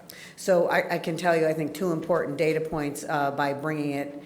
Again, we did not totally bring this in-house. We did both a combination of in-house work in some schools and external providers in other schools. The money used to provide services to about 2,000 students. There are about 6,500 students served this way this year. We've substantially driven the costs down of these services across the board, not just by the providers, but in our own programs, because we're not moving kids around. We're not, we're having things in schools. Again, we've looked at results, at our own results as well, for our own teachers who taught in these programs and the providers, and those folks who were successful with our students, as our teachers, by the way, were successful with their students in some cases, are the folks that are on this list. So I think privately we can share those numbers with you if you'd like. We certainly have them available. Yeah, personally, I'm okay with that because as the resolution says, it's a not to exceed. Right. Mm-hmm. So we don't, if the data showed that, let's say we had a conversation and it showed that the data really didn't support giving this particular agency money, they wouldn't get it. So, but I do think Mary makes an excellent point. I believe that this is the type of resolution that should be fully vetted. There should be an understanding of what the specific facts are. And we should have the time to review that, because this is where the rubber hits the road for us. I mean, this is where students are, only 5% of our students. If we have a chance to increase the number of students that are reading at 3 and 4, this is one of the ways that we can do that. So the board ought to be examining that. So I would like to make a motion to table, since we have a meeting scheduled a week from today anyway. So what's gonna happen before we, well, a table goes straight to a vote, but just before you make the motion, what's gonna happen between now and a week? Is it gonna be a meeting? The data, review of the data. Okay. Because we took the time and effort last year. Remember how did. contentious that board meeting was, and leading up to that? We took a lot of effort defining the parameters of the outcome data that we would like to see. So, and it was a first-year trial, so what better scenario where one should insist on seeing, the first year's data, and we put a lot of effort into it a year ago. Commissioner White? My only response to that is, I don't disagree that there ought to be that examination, but given how this resolution is written, they're not gonna get a dime. If, let's say we get the data and it turns out that, well, wait a second, Anita, this particular methodology or this particular organization isn't producing results, so why are we using them? And then maybe, let's say, ultimately you agree with that observation, it's entirely possible they wouldn't get any money. Right, so this is just a list of potential providers for schools to start planning. Right. Every one of those providers then has a memorandum of understanding and a contract with the district that comes through the board. Then we'll get a separate resolution on payment once it comes. Correct, that's correct. Just to clarify Commissioner White's comments, the set-aside, 1.2 million, represents 15% of Title I dollars that must be spent on supplemental academic services. It doesn't say who has to get it. Right. So I concur with Mary that even if it's just a cursory glance at the accumulated results of last year's providers would be useful in demonstrating to us that the threshold was useful, and that those who either weren't invited back through the RFP process or those who self-deselected by not applying again, that can be telling too. And so I would second Mary's motion to table, only because I think that no harm is done in a week's delay, and a great deal of reassurance provided in knowing that the process worked. We are more than happy to provide you with the data, and you will find it refreshing when we use data and we're beginning to have a baseline, which is what we ask you to allow us to do, because we didn't have data before. Right. We believe we have a strong baseline now, and we will be sharing this as soon as possible, probably by tomorrow, because the data is ready, available. My staff, and thank you, Anita, and your team, and also Beverly team, they did work very hard in putting this together for you. And I'm sorry that we didn't share that with you in advance. And a table goes straight to a vote. We'll vote on it, and then there can be a data after party for anybody that wants to stay late. They can look at it with Anita. I don't know if Anita has plans tonight, but have a data after party. You can review the data for SAS providers. All those in favor of taking this up, tabling this, taking this up at the August 26th meeting next Monday? Aye. Aye. Opposed? All right. Ayes have it. Thank you. I vote no. Okay. Resolution 118 through 127. What are we on now? We're on 128 through 146. I'm sorry. 145. 145. 128 through 145. It's been moved. Second. Seconded. Wait, we already had that. That was already on the table. Oh, yeah, it was already on the table. I'm sorry. So we just voted to table the other one. I'm getting confused. So 128 through 146, with the exception of resolution 132, which was tabled. We already had a motion for 128 through 145. Those are already on the table. Anything else on 128 through 145, with the exception of the table resolution, which was 132? Hearing none, all those in favor, please say aye. Aye. Aye. Aye. The ayes have it. I abstain from 131. No on 136. No on 136 from Commissioner Elliott. And then that concludes our resolutions. We're going to discuss resolution 146 in executive session because that relates to litigation. We're also discussing resolutions 91, 92, and there's one other one. in exec session. 95, 91, 92, 95, and 146 in executive session. Mr. Superintendent, you need another minute? Yes, I'm going to ask Beverly Moore to please introduce a distinguished educator that has come here. When I say distinguished, I mean someone who worked very diligent in our school every day and has a proven track record and is the newest addition to the district. And I would like for you to take a minute to introduce him to the school board and to this community. Is this the young man I wanted to introduce last meeting? Yes. This is the young man you wanted to They meet. said you got lost coming here. No, we did not say that. No. Respectfully, Commissioner. Good evening. It is my pleasure to introduce you to the new principal of number 3 school, Mr. Rodney Moore from Virginia. No relationship to you. No relationship. I didn't think about that. None at all. Mr. Moore comes to us with extensive experience in the state of Virginia in leading middle schools, including opening up a brand new middle school designing program. His resume is very extensive when it comes to improving student achievement, and he has done a number of presentations nationally. I'm just happy to say that Mr. Moore did his homework and he chose us to come here and work in the district and lead our district in improving student achievement and reaching each and every student. So, Mr. Moore, welcome to our district. I would ask if you would like to talk a little more extensively of your resume. He's very bashful, but you can expect great Well, thank you. things. Thank you, and welcome to Rochester. And thank you. Thank you. And have a second for Ed to introduce his new addition who is replacing Rochester, who went to Buffalo, as you know. Lord, y'all better pray for her. I know.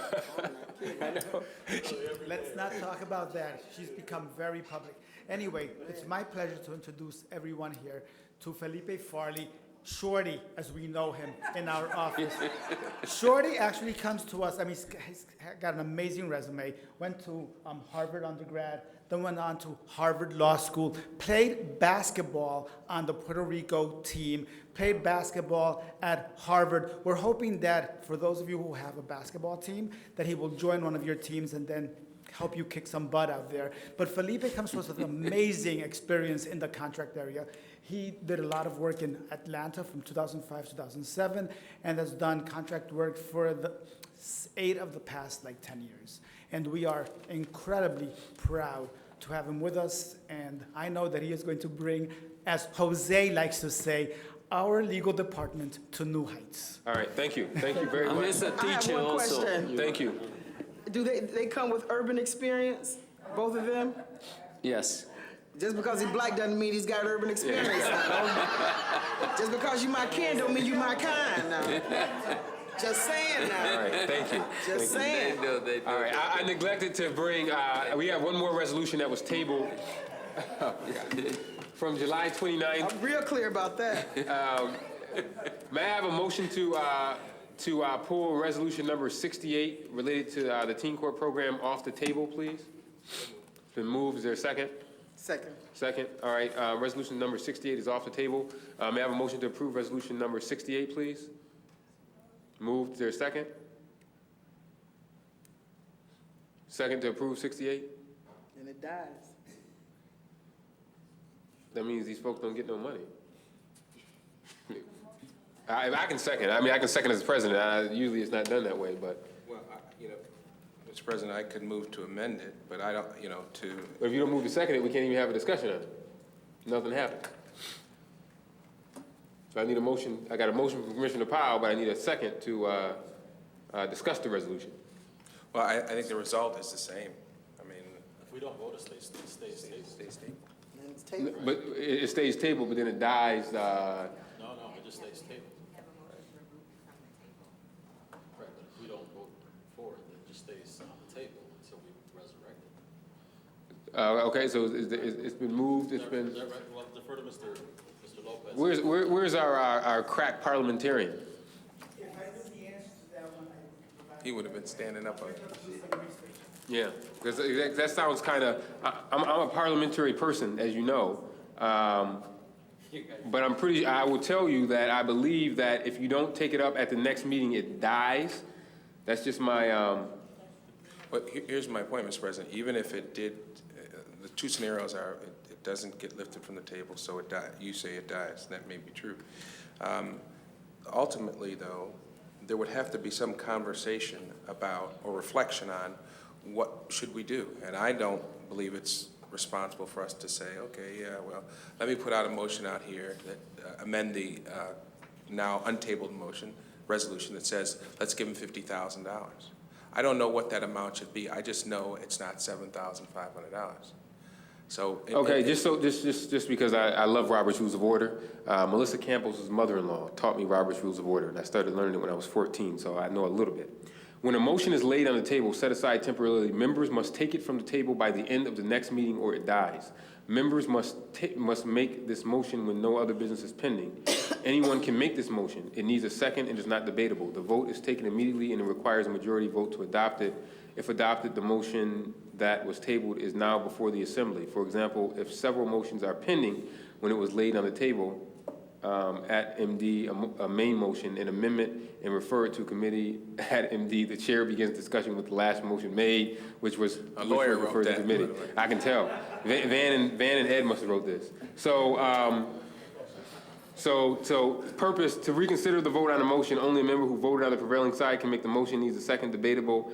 If the type of motion is reconsidered is debatable, requires a majority vote to adopt, cannot be reconsidered.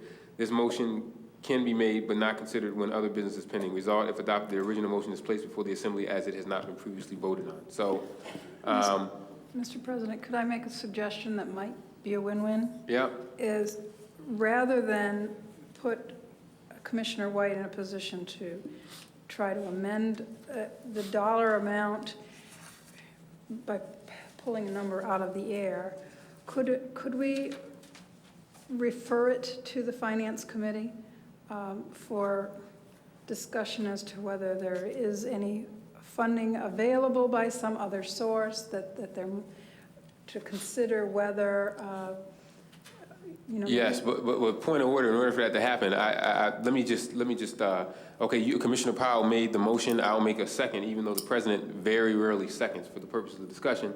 I'll make the move and I'll second it so the resolution is resurrected so we can have discussion now on the motion. Commissioner Powell, go ahead, finish. So go ahead and finish your point. We already lifted it from the table. Right. So then the question is, what to do with it? Vote it up, vote it down, or refer it to committee? That is one of the other options, and I'm just simply suggesting that a conversation at the committee level may help to resolve the concerns. And help provide solutions as to, like, if the numbers should be larger, where would the funding come from? I agree with Commissioner Powell. And I do think, and this conversation could happen at Finance, but I also think the conversation has to include a discussion about, no, this doesn't have to happen at ESA, but a discussion about what the needs are and what the results are. Again, this is a conversation we had an hour ago. What's your metrics for saying whether this program works or not? Only thing that's been said about this program is anecdotally, they like it, it's a nice program, but we don't have the money for it. We got to make some decisions, and we got to figure out what to cut. My point has been consistently, not just about Teen Corps, my comment consistently has been, and the last time it came up was during budget discussions about grants. We're making decisions about whether programs continue or not based on their value, not based on what they work or not. Commissioner Adams was making that point earlier today. So it's not just about Teen Corps. It's if we're hearing anecdotally this program works, my God, why wouldn't we look at the data? And if it does work, let me tell you something. No offense to anybody, but we can find the money, and we've done it before. I know people have said, we've got to be faithful to the budget that we established in the prior year. But this administration, on its own, has altered the budget. that we had, you know. And the board has the ability to do that. Right, and the board has the ability to do that, but I've heard people say, well, wait a second, we've got to be faithful. You know, we stabilized our budget. If we, each and every time somebody comes up and says we want to alter this and add this program back, we won't be faithful to our budget. But the administration has done that on its own on a number of occasions, altered the budget. So it's not a matter of whether the board is allowed to do it or whether the superintendent is allowed to do it. It really should be about the fact that we need to have quality programs here. And how do we make that assessment? We should make that assessment by the numbers. Not exclusively the numbers that carry dollar signs with them, but the numbers about success or failure. One of the simple questions is, what's the recidivism rate for these kids, right? Nobody really knows, right? And if these are our kids and they're not going back into the criminal justice system, they're finding themselves in very productive roles, we would want to replicate that program. And you can't tell me, well, wait a second, we made a budget decision and this is what our budget was going to be, because we alter it, the administration has altered at least 2 big times that I can remember so far, right? If it works, we ought to, before we dump a program, my point is we ought to be looking at something more than the dollars and cents numbers. We ought to be looking at whether they work or not. So this is, I want to remind folks, this isn't just about teen court. It's about how we approach things. We have to be consistent or with fidelity implement a system of deciding whether we're going to have programs or not. We don't have that. Yeah, just really quickly, Mr. Superintendent. Just quickly, I just want to remind that this debate took place, and it was said last year that we needed to have conversation with the provider. We did. And the question last year, which was a legitimate concern, you shouldn't tell them in the middle of the fiscal year or the end of the fiscal year that we didn't. And let me just be clear, because I think this is self-inflicted injury to the district. And I've seen it twice, again today. School 45, more services there next year than this year. If you were a common citizen listening to us, they would think they're getting less. I heard it again, that this program is being cut. My understanding is that the program is not being cut. That is my understanding, and we did what you asked us to do, which was give them the $50,000, then for the following year you need to engage and see if you can sustain it. Let me remind this audience and this board that you have for the next 3 years, $200+ million gap that we are working very closely. It is easy to restore anything. It is very difficult to be sustainable. When I came here, and I will conclude, Mr. President, you had 800 people that you had cut, and I don't want to be negative here and tell you the list of programs that you cut. And I have promised you and this community that we bring stability to the district. The way that you bring stability to the district is to make sure that you are very measured in everything that you do, every single minute, every single day. And however, having said that, the board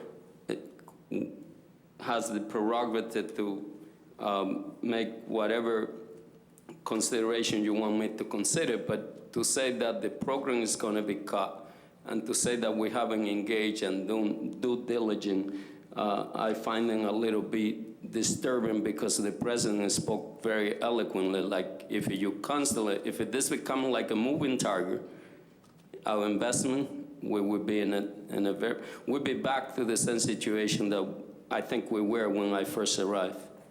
Mr. President? Commissioner Powell. Let me bring a couple of facts to bear that we haven't discussed. One of the impacts on the budget amendments that we've already voted on has to do with reduced funding coming to this district for incarcerated youth. Why are we getting less money for incarcerated youth? Because fewer of our youth are going to jail. This past school year, something, I don't have the numbers in front of me, but it's in the range of 137 students per day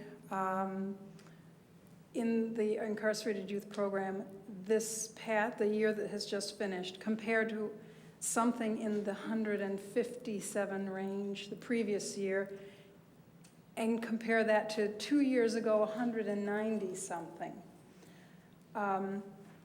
One of the obvious corollaries is we stopped arresting our children in schools, all right? Right, when then Superintendent Broussard sought to eliminate in-school suspensions, long-term suspensions, some of our principals' response to that was to have troublesome students arrested. And that was not in all of our schools, just some of our schools. So once we paid attention to that unintended consequence and stopped having our children arrested, the number of the students in jail that were somewhat, to some extent, the product of our own adult behaviors changed, okay? Dollars change hands. The number of dollars that changed directly because of that series of decisions was significant. I contend that there are two conversations somewhat at cross purposes going on right now. I don't think anyone's accusing the district of not engaging and not responding to the concerns, but board members are still to some extent in the dark about what those conversations were. And again, that's why I believe it would be appropriate for us to have the conversation in committee where we as board members can know what you, the administration, know. Having said that, though, I want to reject and say this very clearly, the notion that a structural deficit is obviously, and with no other strings attached, the product of reckless spending. So far as I can tell, our structural deficit is the product of a state that refuses to pay for education in high-needs districts.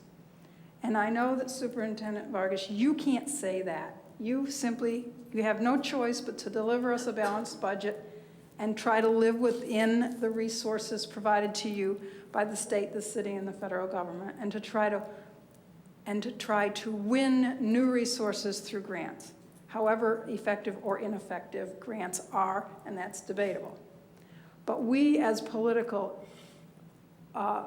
figures in our own right have every right and maybe every responsibility to tell this community that the state is failing us and that we can't just live within our means. We must protest with our last breath a state that is cheating us and our children, because we simply cannot meet all of their needs according to the state's own constitutional threshold. Other school districts are going through the same problem. They're calling it educational insolvency. We can't meet all of the state's mandates given the financial resources at our disposal. We aren't the only ones, we just happen to be one of the biggest. And I'm not arguing with you. I know that you, Dr. Vargas, have a fiduciary responsibility to find a way to live within our means. But this is also a political body, and we need to speak out, even if you can't. So on this, so what else on this resolution? It's on the table. Commissioner Powell, you made the recommendation that it go to the Finance Committee. Any further discussion or thoughts on that so we can close the subject? Yeah, President Evans. Yes, Commissioner Elliott. Let me just put it on the record from my position. I don't agree that it is the state's fault that the state is not giving us money. I think that we have not been as accountable for the finances of this district as we should. I think we have an opportunity with at least one union in the next month or so to be able to renegotiate our contract in a way in which it is agreeable, really agreeable for this board and for our employees. As the superintendent has said to us, healthcare costs are rising, pension costs are rising. The state has not only to allocate funding for education, but for economic development, for other host of services. And so to only say that the state is not giving us more money, how much more money do we need when we have $734 million? I really maintain emphatically, if we had $734 billion, that for some reason that would not be enough. And so how do we manage within the confines of what we've got?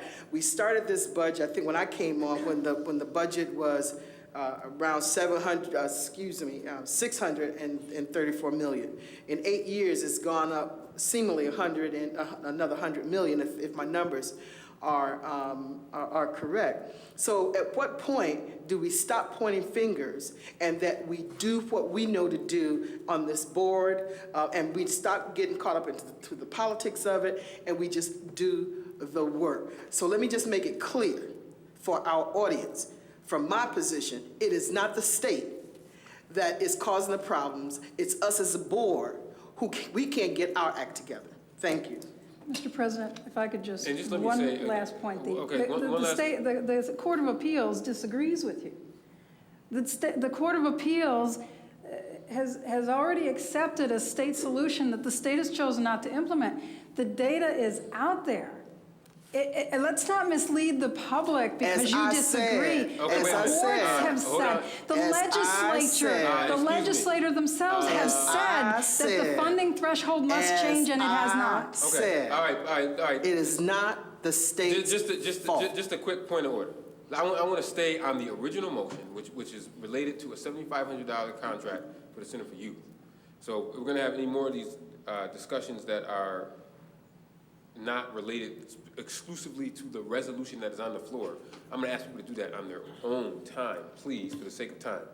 Related to the resolution that was pulled from the table, resolution number 68, related to the Center for Youth. Is there any discussion related specifically to the action on that resolution? It has a second. It's been pulled from the table. It has a motion and a second. So discussion related specifically to that on the course of action on 68. Do we need a motion to? I mean, if there's no objections, I can refer it to finance, I'm sure. Unless anyone objects, I will refer that to finance, and I'm sure the superintendent and his team will be more than willing to show you the budget, whether or not there's funds for that. Commissioner White is on that committee. If he has something to add to that, as is Commissioner Cruz, and any board member that wants to attend that can be fine. If no objections, I'll refer that resolution to the finance committee. All right. Excuse me, a point of order, Mr. President. Has that motion been the motion to pull it off? Yep. Because you got a first and a second. I made it. I made it. No, we already made a motion to pull it from the table. The motion that we're having was.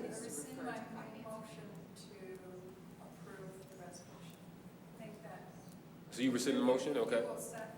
I'll second that. That's fine. So we'll send that to finance. Unfinished business from previous meetings? None. Policy submitted for discussion for the next meeting. We have a proposed revision to the evaluation and teaching and staff policy 0330 and proposed revision to the wellness policy 5405. That will be considered at the next meeting. So if you have any things to add, please get those to Commissioner Cruz. Also, under new business, the draft of the 2013 legislative agenda will be considered at the next business meeting. You have that agenda in front of you. Commissioner Elliott, I don't know if there's anything you wanted to add that came out of the CIGR committee, the draft legislative agenda. Yeah, just if there's any concerns or questions, we can talk about it at the next CIGR meeting, or an email will also suffice. So we'll consider those in September. We have no speakers on the agenda item. We already dealt with all of our speakers. The next special meeting will be on August 26th, and then our business meeting will be, regularly scheduled business meeting will be September 26th. I'll now entertain a motion to go into executive session to consider resolutions 91, 92, 95, and 146. So moved. Been moved. Is there a second? All those in favor, aye? Aye. Aye. We are in executive session.